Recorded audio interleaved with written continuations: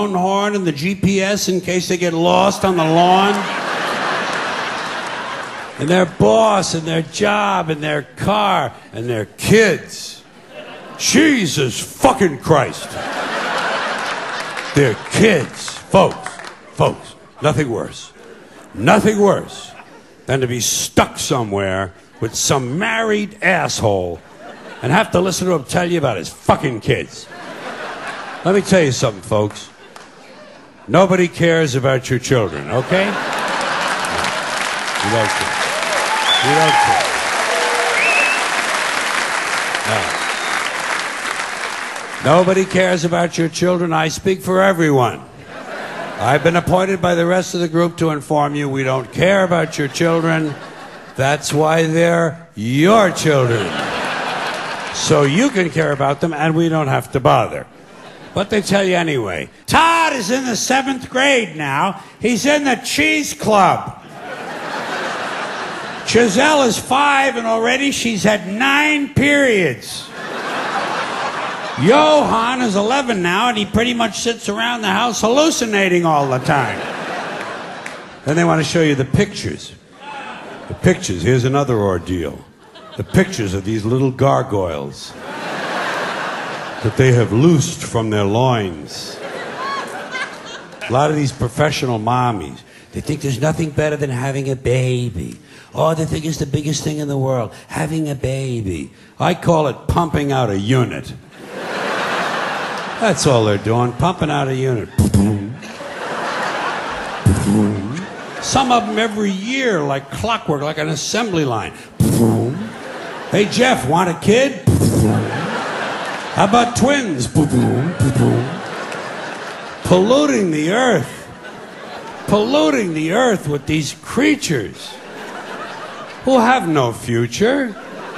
They have no future. Have you pictured what this planet is going to be like in 40 to 50 years?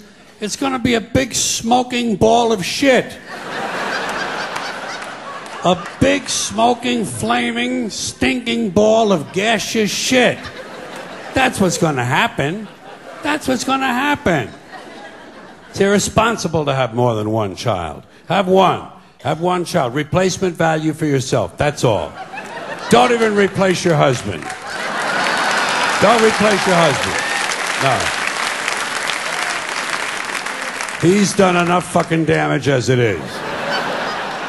But they want to show you the pictures. Sometimes they warn you. That's a good thing. Hey, you want to see some pictures of my kid? No. Just describe them to me. But they show you anyway. 2 ways you can handle it, I've found. Got 2 ways for you to handle the pictures. First one is the easy way. You just kind of matter-of-factly go along with the game. Boy. Yeah. Girl. Older boy. Older girl. Good. 4. Listen, I have to go wash my crotch. I'll see you later. And you get the fuck out of there. Or you can do what I do. Do what I do. Be a little honest about what you see. Take a chance. Tell the truth.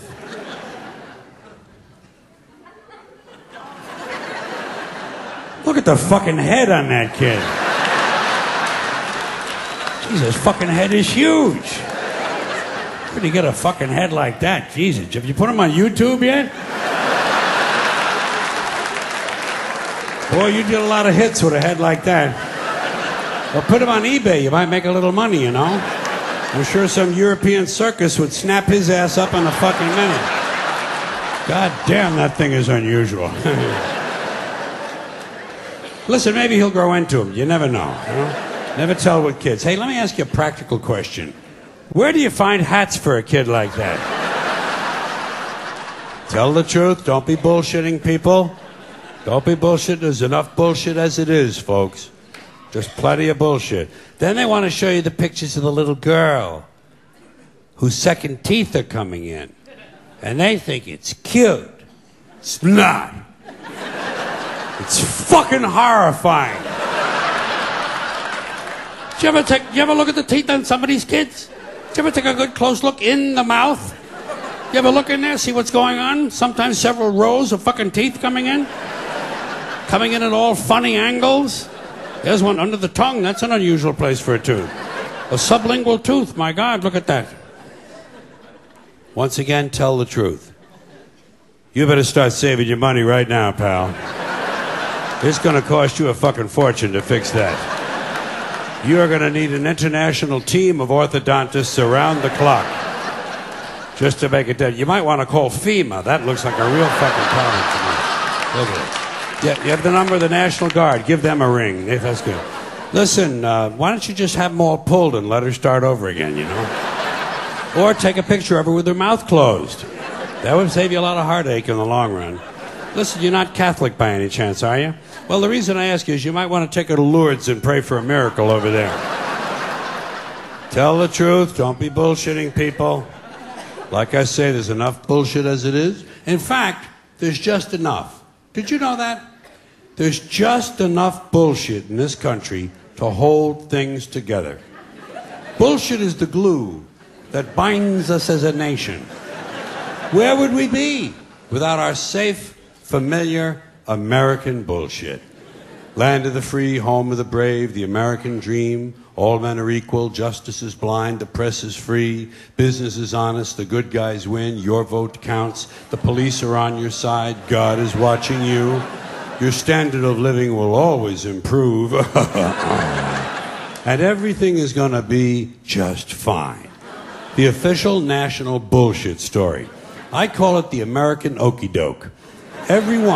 Every one of those items is provably untrue at one level or another, but we believe them because they're pounded into our heads from the time we're children. That's what they do with that kind of thing. Pounded into the heads of kids because they know that children are much too young to be able to muster an intellectual defense against a sophisticated idea like that. And they know that up to a certain age, children believe everything their parents tell them. And as a result, they never learn to question things. Nobody questions things in this country anymore. Nobody questions anything. Everybody's too fat and happy. Everybody's got a cell phone that'll make pancakes and rub their balls now, you know? Way too fucking prosperous for our own good. Way too fucking prosperous. Americans have been bought off and silenced by toys and gizmos, and no one learns to question things. You remember?